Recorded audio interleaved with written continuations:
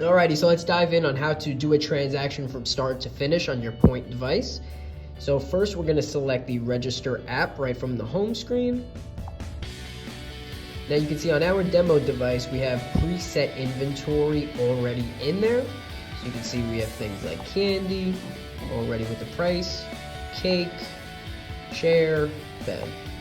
Now let's say you need to put in a price without an item being in your inventory. You just easily and simply select custom item. You can type in, let's say, $1 or 100, enter.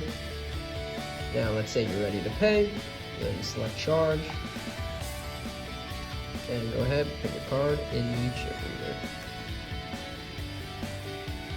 As always, thank you so much for watching. Please go ahead and click that like and subscribe button. If you have any other questions on the Poynt Smart Terminal, feel free to shoot us a DM on Instagram or leave a comment at the end of this video. Catch you guys on the next one.